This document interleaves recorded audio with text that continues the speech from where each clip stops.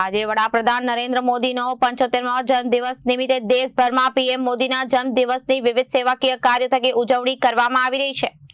સુરતમાં પણ પીએમ મોદીના જન્મદિવસની અનોખી રીતે ઉજવણીનું આયોજન કેન્દ્રીય જળ શક્તિ મંત્રી સી.આર. પાટીલ અને ઈચ્છાનાથના મહાદેવ મંદિર ખાતે જળાભિષેક કરવામાં આવ્યું હતું। સુરતમાં આજે વડાપ્રધાન નરેન્દ્ર મોદીના જન્મદિવસ નિમિત્તે સુરતમાં પણ પીએમ મોદીના જન્મદિવસની વિવિધ સેવાકીય કાર્યો થકી ઉજવણી કરવામાં આવી।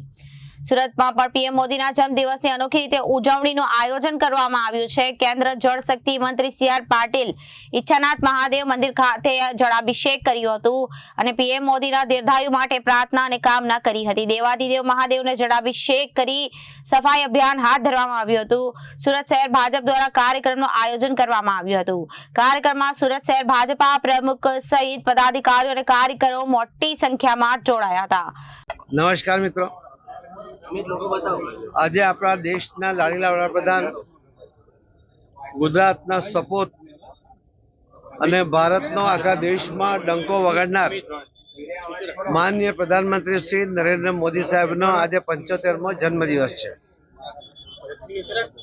એમના જીવન એક એક ક્ષણ, લોહીનો એક એક કણ આ દેશ માટે માનનીય પ્રધાનમંત્રી શ્રી મોદી સાહેબે સમર્પિત કર્યું છે।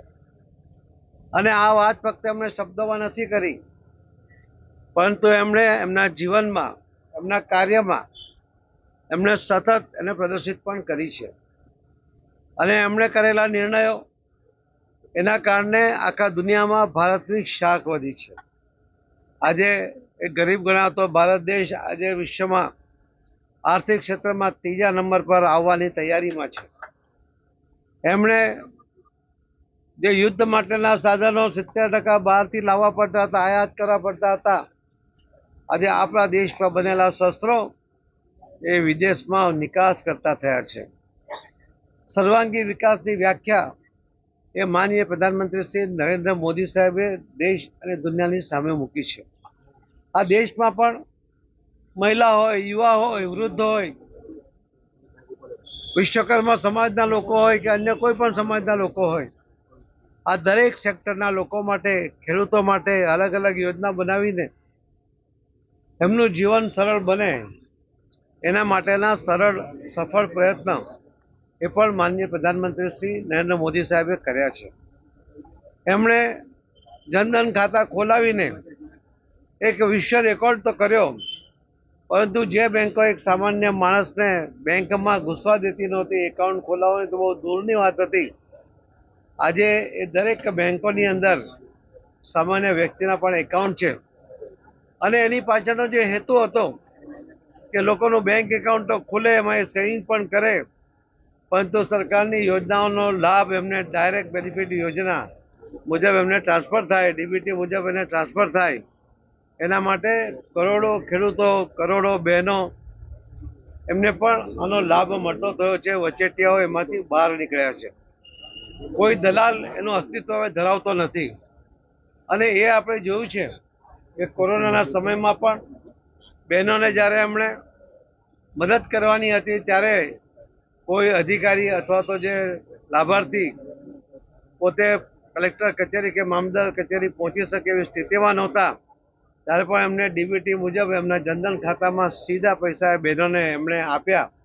અને કોરોના જેવા મુશ્કેલીના સમયમાં પણ મોદી સાહેબે એક રાહત આપી છે। પહેલગામ જેવા બનાવ બન્યા અને ત્યારે એને જવાબ આપવો જોઈએ એવી જે દેશના લોકોની ઈચ્છા હતી, એનું પણ એમણે સફળતાપૂર્વક લોકોની ઈચ્છા પૂર્ણ કરી છે। આજે વિશ્વને એમણે બતાવી આપ્યું છે કે ભારત હવે નબળો દેશ નથી, ભારત એક મજબૂત દેશ છે અને દુશ્મનોના ઘરમાં જઈને એને જવાબ આપી શકે એવી ક્ષમતા પણ ધરાવે છે।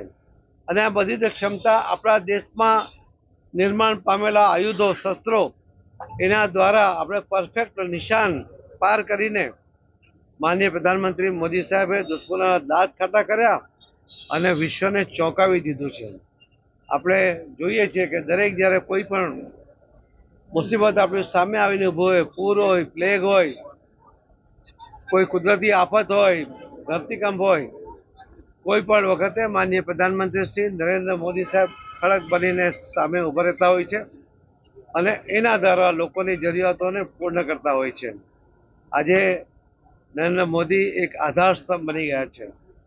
એમને દીર્ઘાયુ આવે, એમને તંદુરસ્તી મળે, એના માટે આજે આખા દેશના લોકો એ ભગવાનના મંદિરમાં જઈને પ્રાર્થના કરી રહ્યા છે. આજે સુરત શહેર એકમ પણ અને ગુજરાતમાં પણ દરેક જગ્યાએ કાર્યકર્તાઓ માનનીય પ્રધાનમંત્રી શ્રી નરેન્દ્ર મોદી સાહેબના દીર્ઘાયુ માટે અને તંદુરસ્તી માટે પ્રાર્થના કરી રહ્યા છે. આટલા બધા કરોડો લોકોનો જે અપેક્ષા એ ભગવાન પણ પૂર્ણ કરશે જ એવી અમને શ્રદ્ધા છે. ધન્યવાદ. Bureau report Janadesh news.